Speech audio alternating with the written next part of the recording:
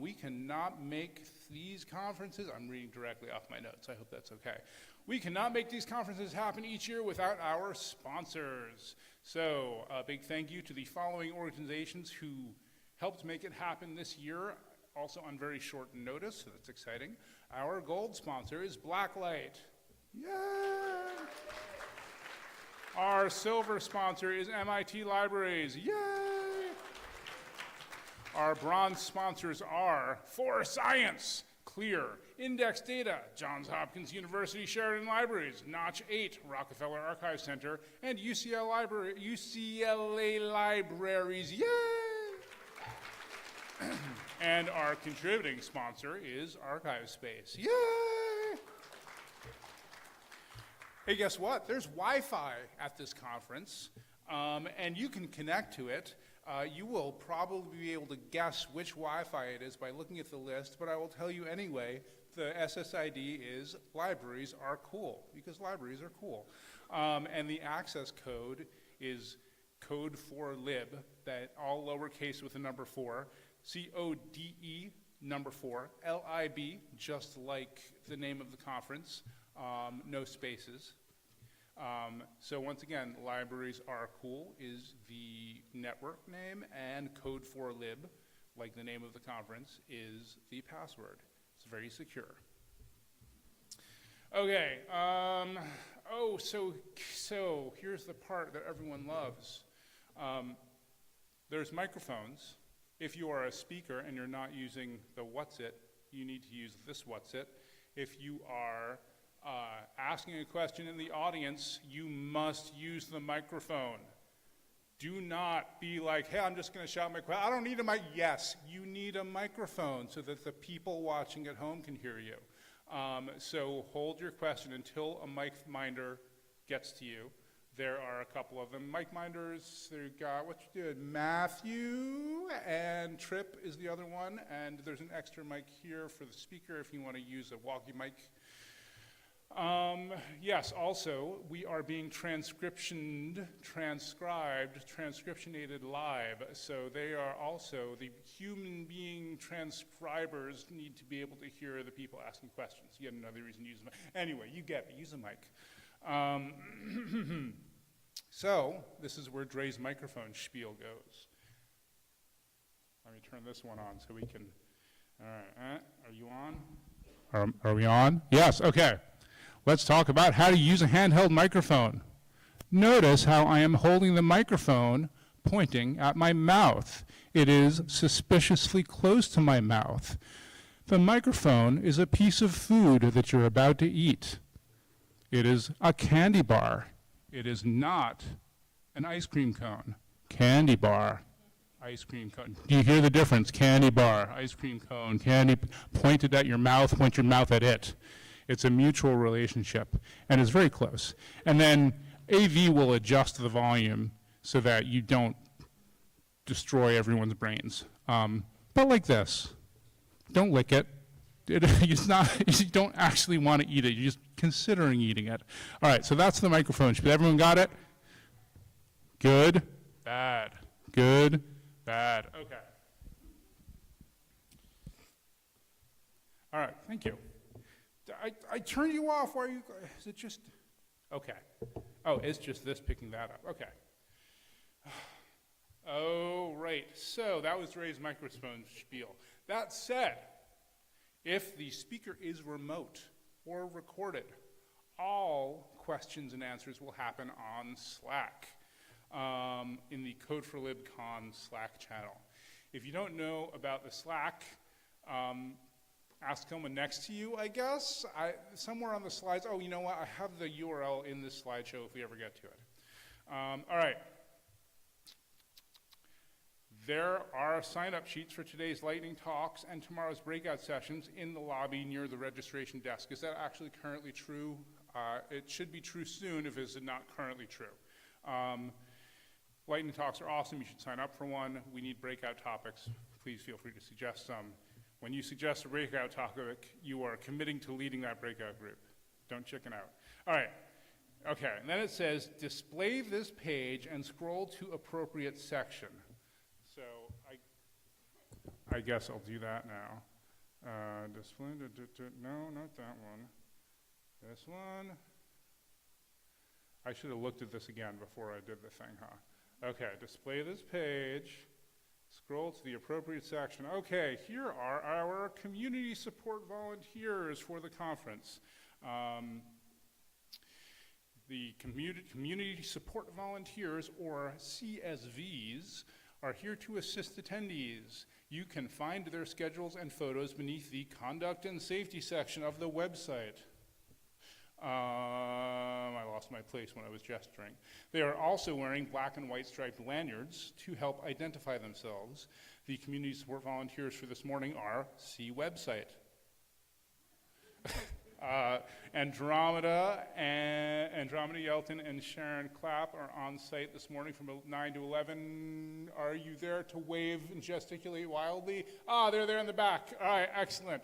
Hi, Andromeda. Later, from 11 to 1, we'll have Bobby Fox and Caleb Durbin, and they will be in that spot. Those are the dedicated for the active CSV spot seating there. But if you want to see Bobby and Caleb, if they're there, if they're here, you can gesticulate wildly. Oh, they're right next door. Okay, hi, Bobby. I'm not sure where Caleb is. Okay, and then this afternoon, we've got Eric Pettiplace and Natasha Allen in the first part, and then Andromeda again and Louise O'Shea in the latter part. And we'll redo this in the afternoon so that you can see that. Okay. The online community support volunteers are see website.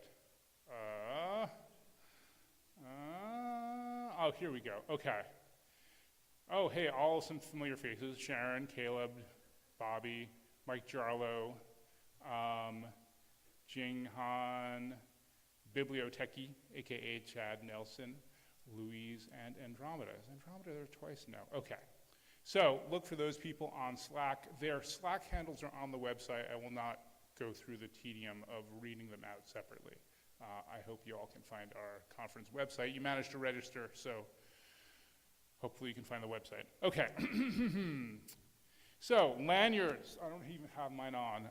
Lanyards, you will notice that the lanyards have different colors. They're in addition to the black and white striped ones that denote community support volunteers. There are also green, yellow, and red lanyards, and they have different meanings vis-a-vis can you take a photo of me. If you are wearing a green lanyard, it is okay to photograph me. You do not need to ask. It is not okay to Photoshop me. No, if you have a yellow lanyard, ask first before you photograph the person, and then respect their request. That should go without saying, but I'm going to say it. And then if they are wearing a red lanyard, do not photograph them and do not even ask. And then black and white striped, once again, is community support volunteers, and you may note sometimes community support volunteers wear two, one for the black and white and one to indicate their photography preference. You know, do the thing. Use your blurn. You are welcome to exchange your lanyard if you change your mind about how you would like to be photographed or not. All right, how are we doing on time? So this is the time permitting part. 9:39. Oh my goodness, we have time. Because the next thing starts at 9:45, right? Schedule. I know what I'm doing. I've totally done this before.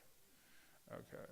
All right. So now I'm going to do this spiel about how to have fun at Code4Lib. If you're not having fun already, I don't know, but I'll just in case. So if this is your first Code4Lib, or if you've never seen this presentation before, which I wouldn't be surprised, let's talk about how to have fun at Code4Lib. Those of you who have never seen this presentation but have been to Code4Lib before, you didn't know it, you just didn't have fun. So now you will officially be able to have fun at Code4Lib. This is a talk that Becky Yost gave to me that I think originally got it from Maria Matienzo, and now I have inherited it. I don't know.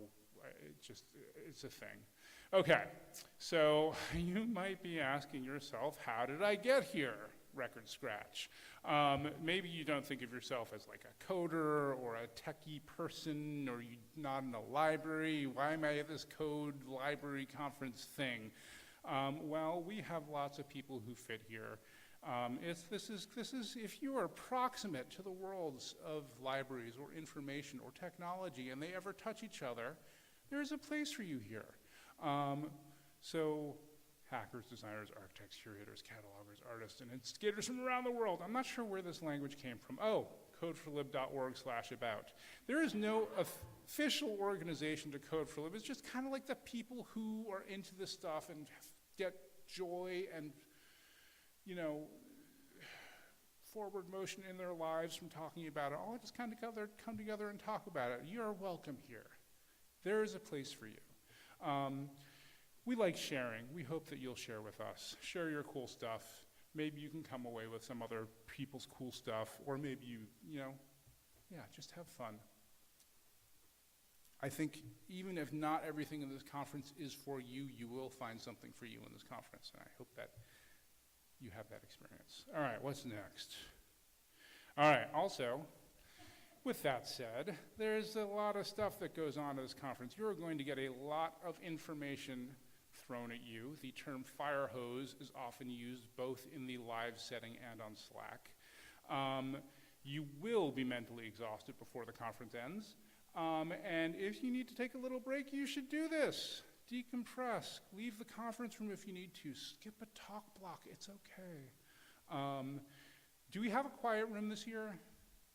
Yeah, where is the quiet room? Somewhere there is a quiet room. I'm sure the registration desk knows where it is. If you need a break, if you need a place to desensitize a little bit, find the quiet room or take a break in your hotel room. It's all okay. Also, my favorite breakout session is Nap4Lib, so if you need to take a nap during a breakout, that's also okay. All right, there are things that will go over your head. This is normal. This happens to everyone. Not everyone is going to be familiar with all of the stuff in this space, so it's okay for your attention to come and go as is relevant to your life. Don't feel like you need to pay rapt attention to everything. Yeah, so we talked about the quiet room. If you need a break, do the quiet room. Also, there's some we have back channels. The main back channel these days is Slack. Oh, and here's the thing. Do Google links, goo.gl links still work? I think they do. I will read it aloud tediously. goo.gl / capital O, lowercase z, lowercase p, capital Z, 0, capital W. That is the invitation to our Slack channel. If not, I'm sure that, again, someone next to you can send you an invite if that link doesn't work anymore. Also, apparently IRC still exists. There's a Code4Lib channel. I don't know what server it's on. If you're really into it, you probably know how to find it. Also, Blue Sky, we stopped doing that old place when you know what happened, and Blue Sky, I guess, is the thing, and I guess if you're going to do a hashtag on it, you should use C4L26. I don't know. We'll see what happens. All right. Also, there's lots of stuff that happens in Code4Lib. A lot of us like nice beer. It's okay if you don't like nice beer. That's okay. Soda. Soda's cool.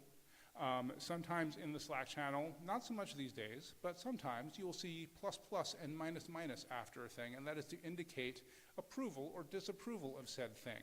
So if you did like Code4Lib ++, it means I like Code4Lib. And if you did like III -, that means you do not like Innovative Interfaces Incorporated. Don't ask.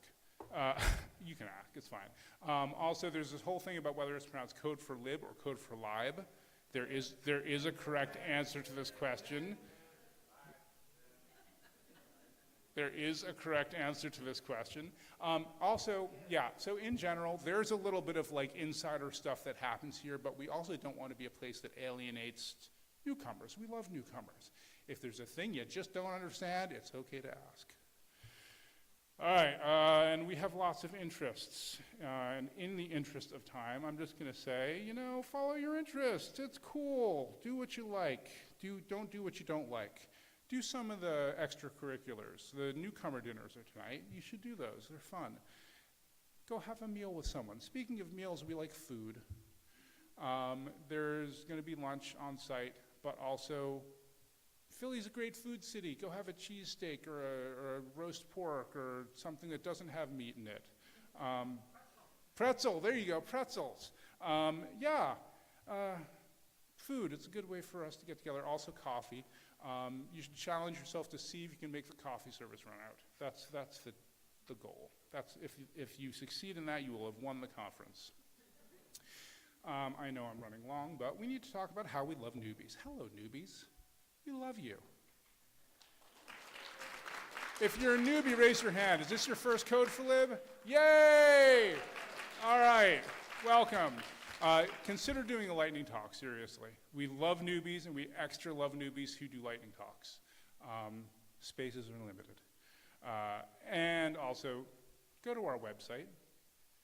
That's where you can learn all the useful stuff that I have skipped over in the interest of time, even though I have now made us run over already because I'm a garbage person. Okay, welcome to Code4Lib, everyone. All right. So now that we've got the formalities out of the way, it is my honor and pleasure to introduce our opening keynote, Brandon Nightingale. And I will read the spiel, and then I will get Brandon's slide set up. There you are, okay. Brandon Nightingale is the Senior Project Manager of the Black Press Archives Digitization Project at the Moreland Spingarn Research Center at Howard University, and a PhD student in the Department of History. He holds a BA in history from, wait, I was going to have Anne-Marie come up here at some point. Where is that happening? It's not in the thing anymore. Oh well. Anne-Marie, we're going to have you come up after. Okay, cool. Sorry about that. Where was I? He holds a BA in history from the University of Central Florida, an MA in public history from UCF, and an MS in information science from Florida State University. At MSRC, he leads a multi-year effort to digitize, preserve, and expand access to one of the largest and most significant collections of Black newspapers in the world. His work focuses on Black print culture, archival preservation, digital access, and the role of technology in shaping historical memory. His dissertation examines the institutional history of the Black Press Archives, its connections to the Pan-African thought, and its impact on public understanding of Black life. I don't know what just happened over here with this thing. Now I would like to get Brandon's talk up. So everyone interested, welcome Brandon. Yay!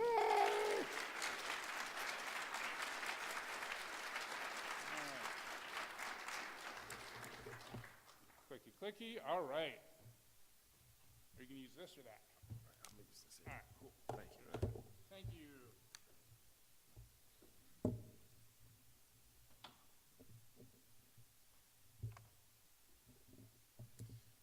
Okay, good morning, Code4Lib community. And thank you to our MC, because I wasn't sure how to say the Code4Lib since I'm a noob, so thank you for that. All part of my cunning plan. So before we get started this morning, I want to thank the organizers and the volunteers who made this gathering possible. I especially want to acknowledge the work done to move this conference quickly and thoughtfully when the venue had to change at the last minute due to the decisions at Carnegie Mellon. Can we give the organizers a hand, please?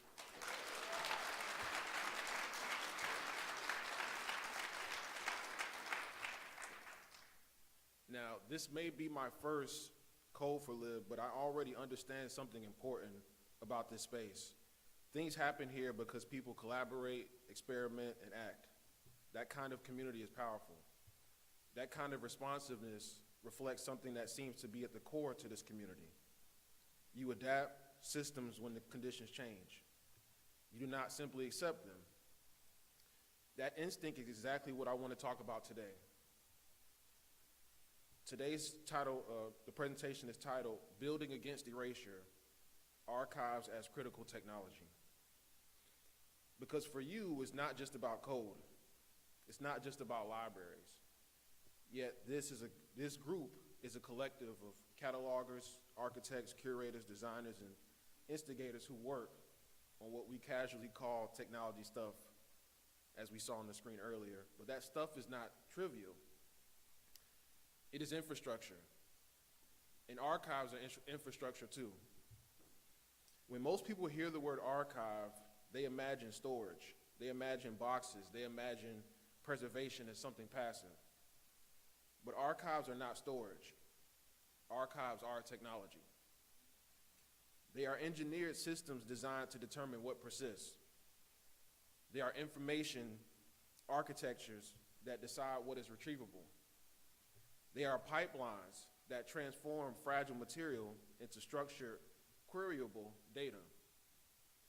Every archive answers technical questions. What gets digitized? How is it structured? What metadata schema governs discovery? What standards define quality? What survives migration, compression, OCR failure, and format obsolescence? At the Moreland Spingarn Research Center at Howard University, I oversee the Black Press Archives digitization project. We are digitizing thousands of historic newspapers preserved on microfilm and in their original form.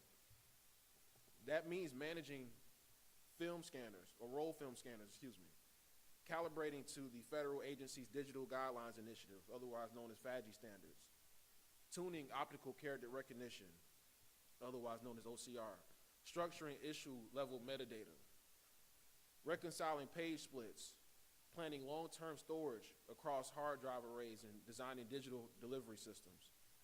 On paper, it looks like preservation. In practice, it is systems design. Because every technical decision shapes future visibility. As a genealogist, I know firsthand if the OCR fails, a name disappears from search results. If metadata is inconsistent, a publication becomes invisible to discovery layers. If storage architecture collapses, entire narratives fragment. And in an age shaped by machine learning, automated summarization, and large-scale data extraction, digitized archives are no longer just research collections. They are training data. They are algorithmic source material. They are the raw input through which future knowledge systems will interpret the past. So when we talk about digitization, we are not talking about scanning paper. We are talking about designing the technological conditions under which memory survives. Today, I want to argue that archives are critical technology. They are not neutral repositories. They are active infrastructures that can either reproduce, erasure, or build against it. And the work this community does, writing scripts, building repositories, designing metadata, standards, maintaining servers, questioning systems, is not back-end support. It is memory architecture. It determines what the future will be able to know. So now I'll get into some of the slides here.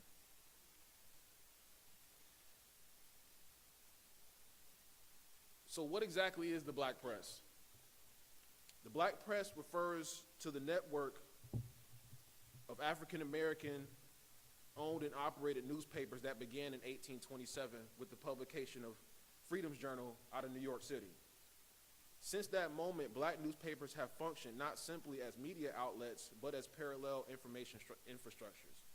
And we are approaching the beginning of the Black Press, March 16th, 1827. That's when it was started with the Freedom's Journal. And we're on this upcoming March will be 199 years, and we'll be celebrating 200 years of the Black Press next year for 2027. So that's a pretty big deal there. Since that moment,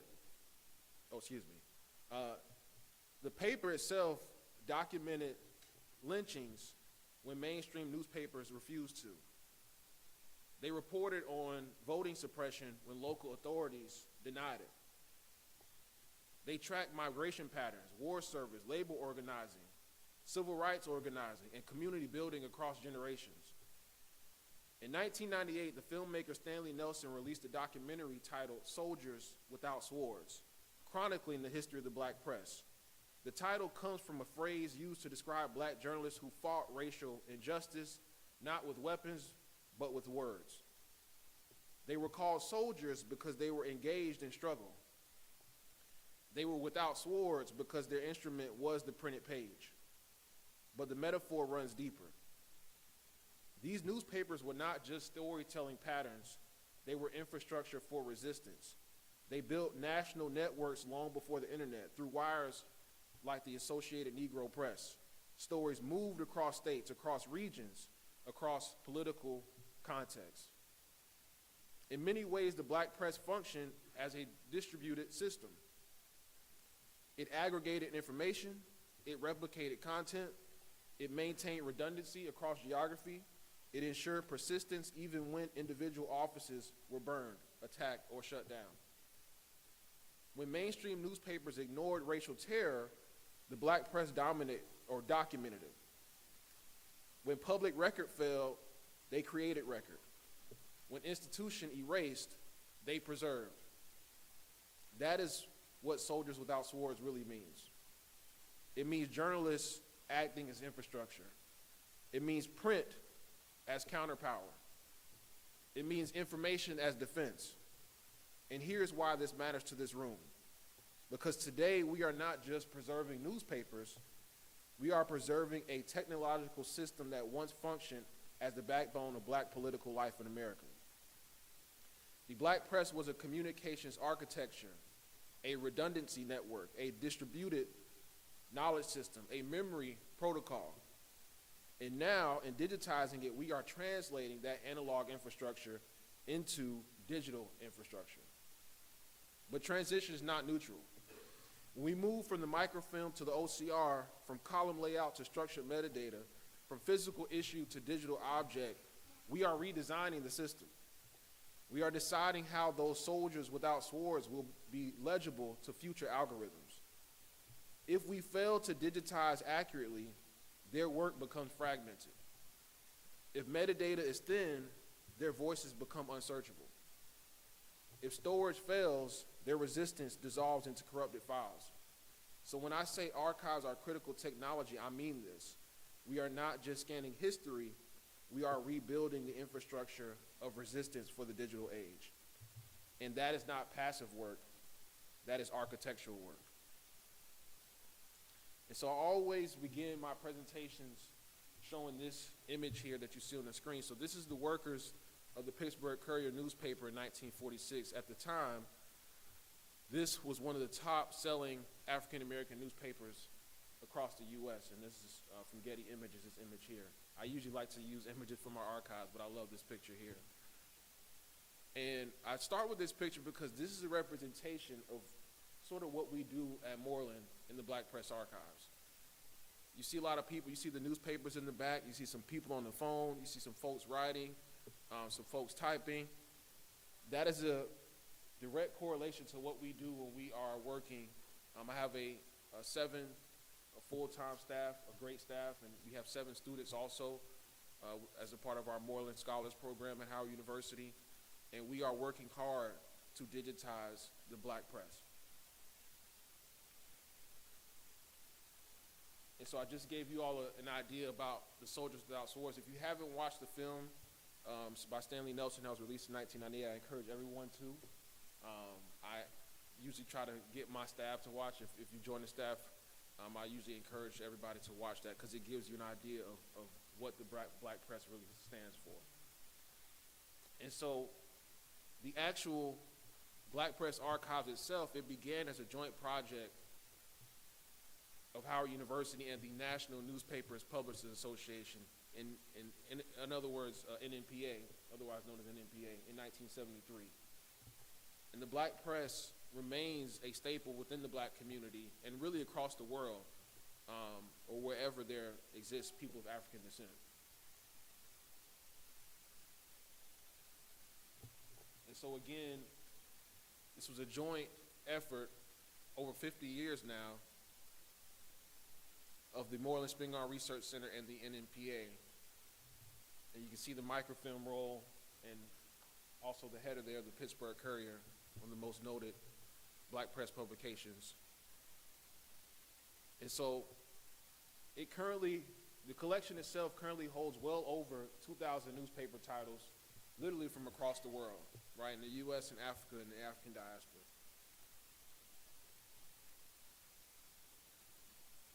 is one of the most valuable research features around the world, eagerly sought by visiting scholars, graduate students.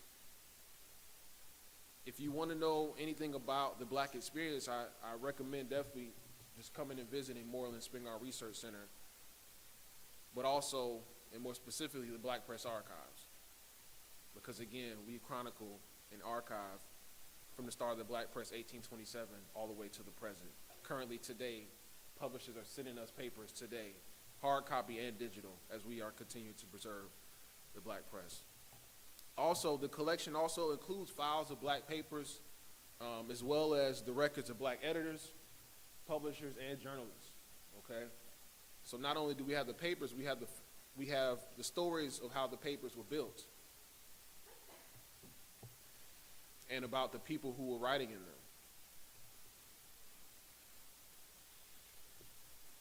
And so this is what I walked into on my first day of work, okay? This is the Black Press Archives. I got to give my boss, Dr. Benjamin Talton, he's the director of Moreland. He sold me a good dream when I took the job, okay? I thought I was coming in and we just gonna digitize and that's it, but this is what I walked into. And so, unfortunately, literally my first week when I got in, they closed the room off, okay?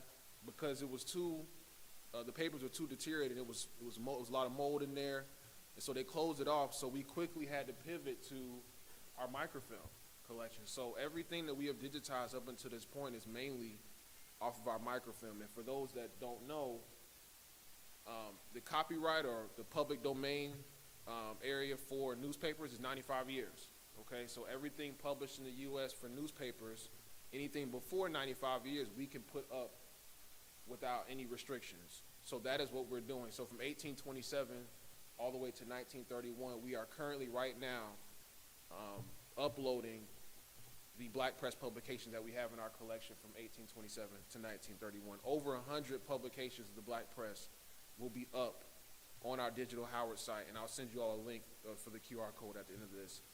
Over 100 publications of the Black Press will be up for free on Digital Howard. Yes, that's good.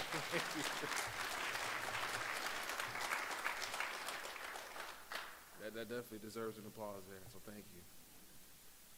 So how did I get there, and how did we get there?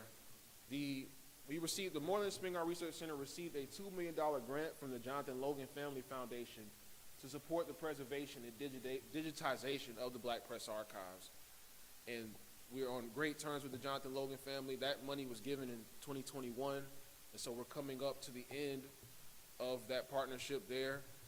And it's been a great partnership, but they have supported us tremendously, and we've also gotten funds from other organizations also to keep this thing going. Now, the value of newspaper digitization, okay? When you talk about the preservation aspect, right, I mentioned the microfilm reels. These can last, quite a long time, but the digitization, this offers a form of storage that preserves the state of the newspapers indefinitely. And then accessibility, right? We want to be able, as long as you have a Wi-Fi connection, we want you to be able to access our collection wherever you are in the world, because the collection speaks to everyone in the world. And it saves you a trip, right? You don't have to come to DC to come visit our collection. You can access it with the click of a button. And then the efficiency.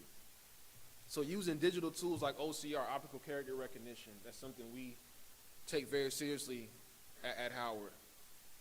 Being able to search the newspapers using those keywords is so important. So every article that you see up on our Digital Howard site, you're able to hit that Control F and search.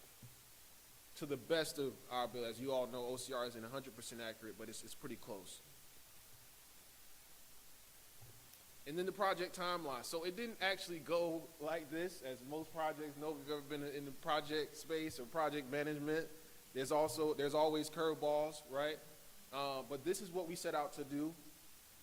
So we began to sort of sort and organize the collection, purchase equipment. We have some of the best equipment in the world to be able to scan these papers, or again, off the microfilm and our physical newspapers. Then we began to sort of create the metadata for each newspaper, right? Starting to complete some of the digitization. Conducting quality control checks, right? It's not just a scan process. We have to go back and make sure the pages are correct. The OCR is functionable, right? There's no pages turned upside down. And then we're able to arrange the files electronically and manage them electronically.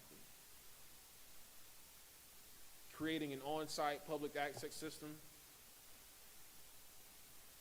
Right, up until this point, we pretty much scanned everything in our collection pre-1931. And so then we get everything stored in our digital Howard preservation site. And currently today, we have about 15 publications up on digital Howard. And again, we're releasing week by week 2 or 3 publications. And by the end of this year, like I said, we'll be up to 100. But we release content with the publications. We don't just put it up online. We have our social media, and so our communications specialist, Corey, he does a great job in telling the stories of these Black press publications, okay? So it's not just going up. We also tell the stories of these publications. Some of the stories we know, some of the stories we don't know, right? As we have copies in our collections that nowhere else in the world has. And so I'll go down quickly through the list of publications that are currently up on Digital Howard today. The Freedom Journal, out of New York City, okay? And if you see the date ranges, that doesn't necessarily mean that's the date of the publication. That's what we have in our collection. So we don't have every single copy, but if it's a Black press publication, we likely have a copy of that collection. Again, March 16th, 1827, start of the Freedom Journal, okay? Every year, Howard University and the NNPA come together to celebrate Black Press Day, and so our celebration is gonna be on March 18th this year. There will be a live stream. If you get connected to our social media, you'll be able to tap in there. And it's always a great time. The NNPA gives their State of the Black Press, and it's really just a time for us to update the world on what we are doing with the project. And so that'll be on March 18th at Howard University. And everything that you see is coming from our microfilm collection, okay? We just recently got access to the physical newspapers. They've been remediated, and so we'll be launching that at some point. So we may be able to swap out, you know, if they are going to be in better condition than some of the microfilm, which, you know, 9 times out of 10 they may be. But for right now, everything up is coming from our microfilm. The American, out of Coffeyville, Kansas, okay, 1898 to 1899.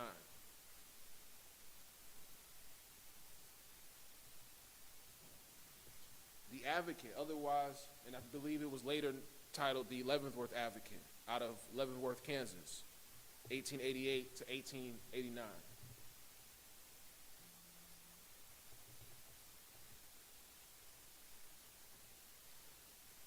The Daily American Citizen, Kansas City, Kansas, 1898 to 1900. And you can see some of the headlines there and the monikers and slogans. The only daily and weekly the only daily and weekly Negro paper in this section of the country. That's what's titled at the top there.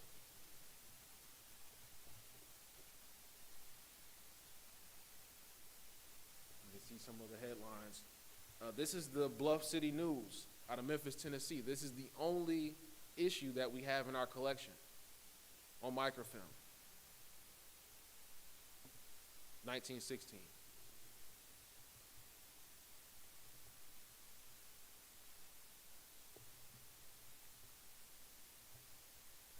(1895 to 1897), we have the Enterprise out of Omaha, Nebraska.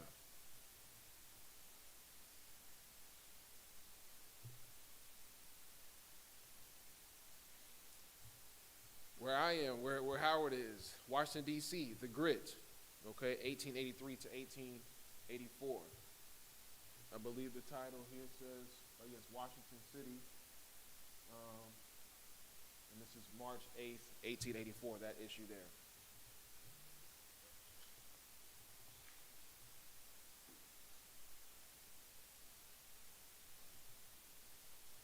The African News, okay, 1890 to 1891. And I believe this was Bishop Taylor's magazine. I'm forgetting his first name, but he was responsible for sort of ushering Methodism into Africa. And so he kind of documented his missionary work. And we have the publication 1890 to 1891. The Atlanta Independent, out of Atlanta, Georgia, 1915. Again, only a few copies that we have of this in our collection.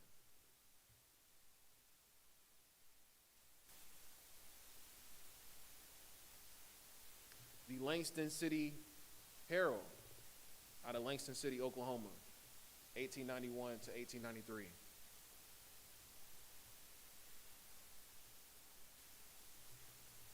The North Star, okay, Frederick Douglass's paper, 1847 to 1851, and we actually have the original copies of the North Star at Howard University preserved in our collection. That's something I love to pull out whenever we bring in guests. And for those that didn't know, Frederick Douglass holds a special place in Howard's heart. He was on the board of trustees at one point, and where I take courses in the history department is named after him, Douglass Hall. And so that's out of Rochester, New York. The Mississippi Oddfellow, Holly Springs, Mississippi. Okay, I'm a historian and I can do research, but we weren't able to find too much about this publication here. We contacted folks, hit up, folks in Mississippi. A lot of people weren't too familiar with this publication here. 1911 and 1915. I believe we only have about a very few copies of this publication on microfilm. Human Rights, out of New York City, New York, 1911 to 1915.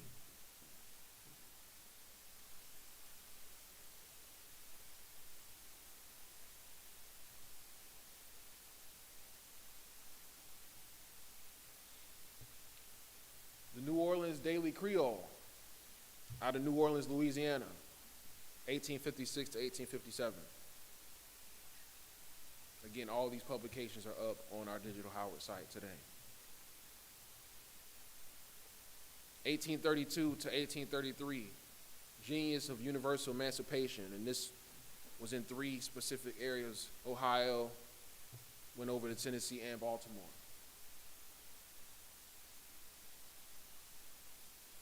And then this week we'll be uploading 2 more publications, okay? And if you go to our Digital Howard site, we already have a list of every publication we'll be uploading.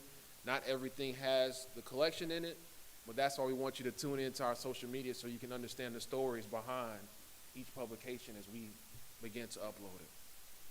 So don't freak out when you don't see anything when you click on the title. It just means we haven't gotten to it yet. And then also the history of the Hilltop we have on microfilm. So for those that aren't familiar with the Hilltop, this is the longest running student newspaper at an HBCU in the U.S. at Howard University. Started in 1924 by Zora Neale Hurston. And the Hilltop just celebrated 100 years 2 years ago. And I was able to take part in those festivities there. And so we have every issue from the start in 1924 to the present. And this was digitized before we got on board. They had already, more than had already digitized this. But we do have the microfilm in our collection. And we have the physical copies also, bound books. And then this is a library conference, so I would be remiss if I didn't drop a book on you, okay? A History of the Black Press. This was written by Armistead Pride and Clint C. Wilson. This was actually published at Howard University. Howard was one of the only HBCUs with a printing press, no longer anymore, but at one point in time, Howard did have a printing press. And I believe this may have been one of the last publications out of that printing press. If you're wondering about the history of the black press, this is a great start here, okay? And I've actually interviewed Clint Wilson as a part of my dissertation research. He's still with us today. He was the former head of the School of Communications at Howard University. And when I talked with him, he told me Howard was the only one willing to publish a book like this. And I'm glad they did, because it's really important to have this book. And this is kind of what started my research in my program. And so again, that research, I'm telling the story in my doctoral program about the space I work at. So my dissertation research is revolving around the story of how the Black Press Archive started in 1973, okay? The gentleman you see there on the bottom holding the plaque, he's the gentleman that's deemed responsible for the start of the archive. In 1965, he had the vision to start a Black Press Archives. He wanted to add a black institution. And so 8 years later, that vision came to life when the Black Press Archives was established at Howard University. And every year, the NNPA inducts someone who contributed to the black press into their Black Press Hall of Fame or the Gallery of Distinguished Newspaper Publishers, and that's one of the plaques that he's holding there. So if you ever come to Howard, and I encourage everybody to come by and check us out, you can check out the gallery space. It's in the library, in the Founders Library, all of the plaques of all the publishers that have been enshrined into the Hall of Fame still sits today, and that was started in 1977. And you can see even, in 1977, they were microfilming the newspapers, something we're currently doing. Well, we're not microfilming, we're scanning, but we're using the microfilm. And so NNPA actually purchased some of the first microfilm machines that were used at Howard, specifically with the Research Center. Okay, so that's the story that I'm telling with my dissertation research. And this was the dedication here, okay? When they started the Black Press Archives, everyone came together. There was a big ceremony. You see the choir in the back, a lot of the people who contributed to the start of the Black Press Archives. And this picture was taken from the hilltop, okay, Howard University's newspaper.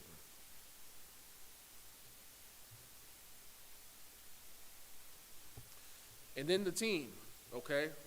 Again, I have a amazing staff. What you see here in front of you is a lot of our student staff. Again, they're doing high-level work. If you know anything about scanning and trying to scan at the federal level with the FADGI guidelines, that's what we're doing. Everything we scan is at the federal level, okay? Our equipment is good enough to do that, and our staff is good enough to do that.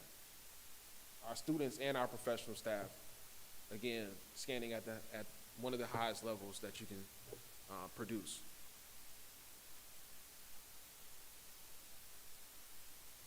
And so we've taken trips to the Library of Congress. They've been a great help. I try to take my staff there every year. We're actually going in April because we've got some new staff on the team. And just to sort of network and learn from the folks that are doing it, again, at the highest level, and then we take that knowledge back to us. It's an advantage living in D.C., having the Library of Congress there, National Archives there, all the museums. So we do a good job outreach and giving the students a good taste of the city that they are going to school in. And we love to give tours, okay? So you can see some of our Zoichel scanners in the back, our overhead scanners. These are two students, or one is now graduate, but the other is a current PhD student, Miriam there. And so you can see they're showing some of our guests, some of our scanned materials there, and you can see one of our former students, Joseph, getting or prepping one of the newspapers to be scanned there. And then kind of an up-close look at our microfilm reels. Okay, not everything is perfect. We have a lot of microfilm reels that smell like vinegar, for those that know about vinegar syndrome, okay? But we are actively working to preserve these materials today. And this is a sort of wide view of our space.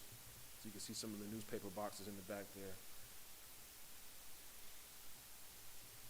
And this was a pretty cool moment for us. We got to show the woman there with the mask on that's standing up, Dr. Janet Sims Wood. She was a former librarian at Moreland for over 30 years. She knew Dorothy Porter. Dorothy Porter, for those that don't know, Dorothy Porter really she did lay the foundation for Moreland Spingarn Research Center. If you don't know her, I suggest you look her up. Amazing librarian, put Howard on the map as far as how we catalog our history, Black history. And she actually wrote, Dr. Janet Sims Wood wrote a book on Dorothy Porter. I would highly suggest you check that out too. And then this is a highlight here. One of the programs I'm glad I was able to sort of launch, and we're going to continue it actually this year. I think it'll be our 3rd or 4th year. We have a partnership with the United States Holocaust Museum, okay? I believe they reached out. We needed some student help in a way, but one of the main reasons we did this, it's an opportunity for some of the young people that work at the Holocaust Museum, give docent tours, a better look and understanding of how the Black press covered that time period, right? If you go around the Holocaust Museum, and I would like everybody to go at some point, it's a very sort of special space. A lot of the pictures you see, well, I won't say a lot, but some of the pictures you see were Black photographers working for the Black press, okay? So there's stories to be told. The Black press you can kind of tap into any point in history and kind of see what the Black press was doing, what they were writing, but also the photos they were taking, right, which were very important. And so this is a program we launched where students from the Holocaust Museum come and work for us for a summer. And they are able to do research on that time period and see how the Black press covered that specific period. And it's been a great time. It allows us some help as we have many things to do, get through a lot of those newspapers. So they get hands-on training, how to scan, how to catalog, right? And as I bring it to a close here, we are experimenting a little bit with AI. It's inevitable at this point. And we're very careful about what we're doing. And we're working with the computer science program at Howard too. And so as we continue to digitize thousands of these microfilm reels, we're beginning to experiment with AI in collaboration with Howard's computer science program, working closely with one of our students, Season Schwester. Season is scanning some of the microfilm, which is the first step. And then he must manually detect the frames, match the pages, reconstruct issues, and verify metadata, which is time intensive and difficult to scale. So we are building computer vision models to automatically detect frames and issue boundaries to speed up processing, while also exploring a privately hosted chatbot to assist researchers working through massive reels. Another bottleneck is the OCR, or optical character recognition, as I mentioned earlier, the process that converts scanned images into searchable text. Because microfilm OCR is often inconsistent due to layout complexity and film quality, we are researching whether large language models can responsibly improve OCR outputs without altering historical content. Our goal is not automation for its own sake, but to strengthen access, accuracy, and long-term preservation. And so this is what a reel looks like immediately after scanning. At this stage, it is simply a long strip of images that must be manually mapped to individual frames, grouped into issues, and processed. So instead of relying solely on manual review, we built a computer vision model that detects page boundaries, page segments, and visible metadata. The image here shows the model identifying and structuring those elements automatically. This is the structured output. If we can scale this process, we can significantly reduce processing time while maintaining oversight and quality control. Our goal is simple: help researchers access accurate information more efficiently. However, we cannot rely on publicly available AI tools. Our collections are sensitive, and we do not want our data absorbed into external training models.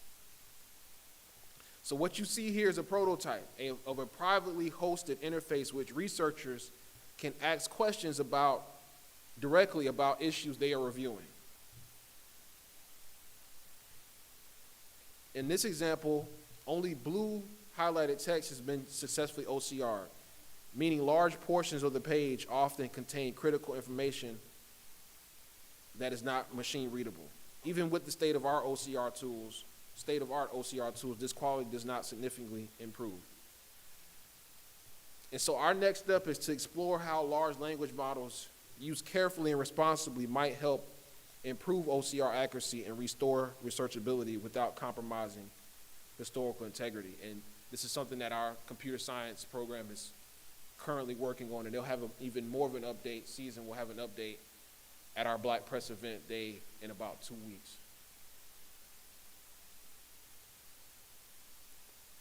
And so I'll wrap it up there. Again, thank you all for having me come out to speak today. I really appreciate it.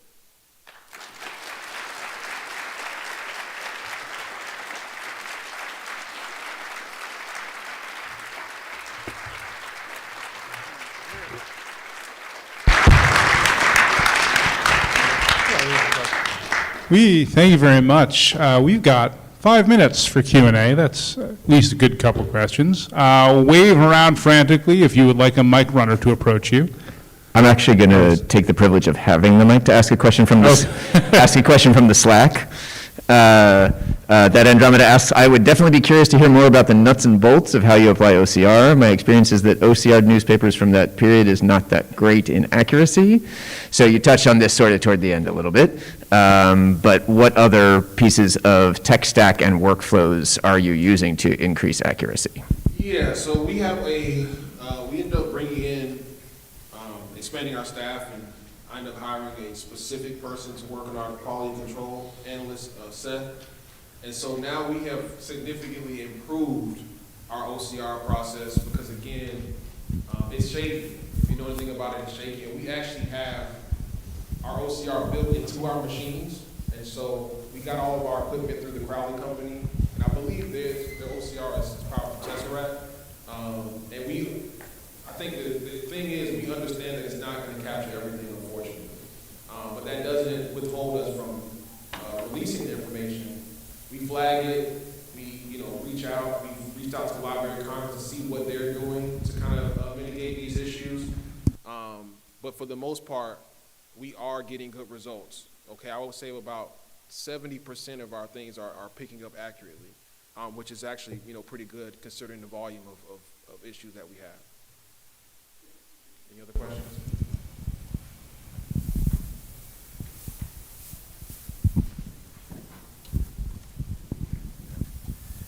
Thank you. Fantastic work.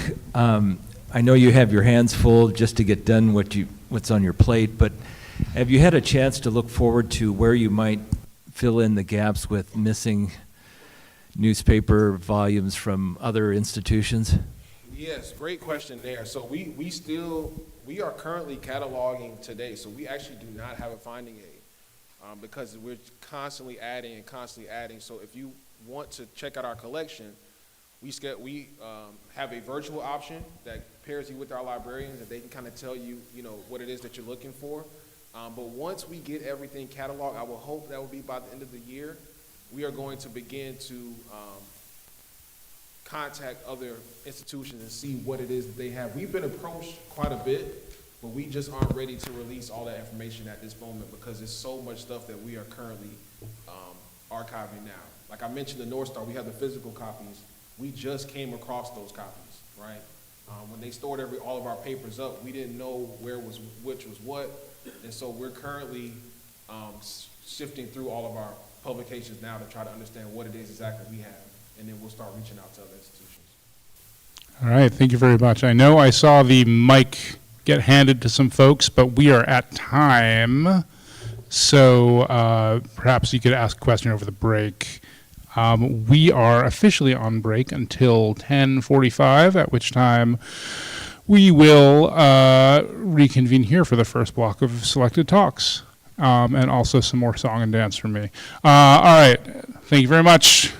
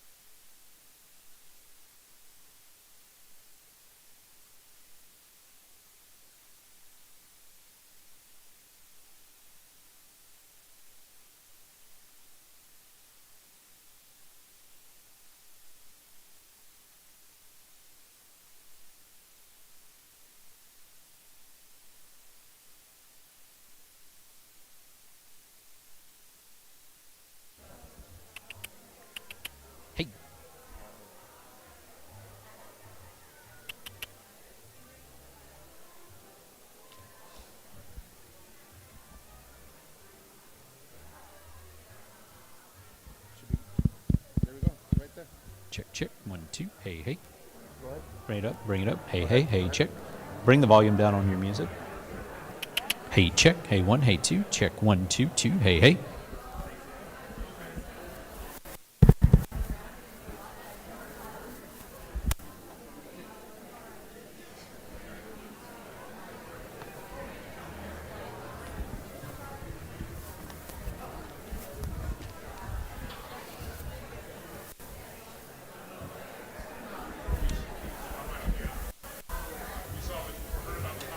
The wired is forcing into mono.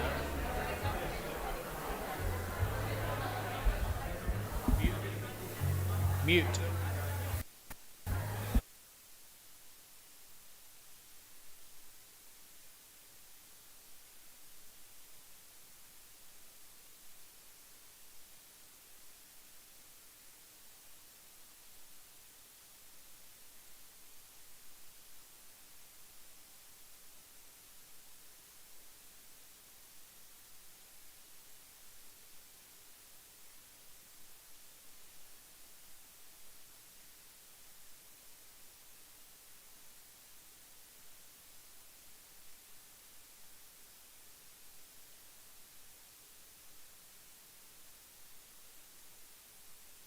Hey, test. Hey, 1, hey, 2.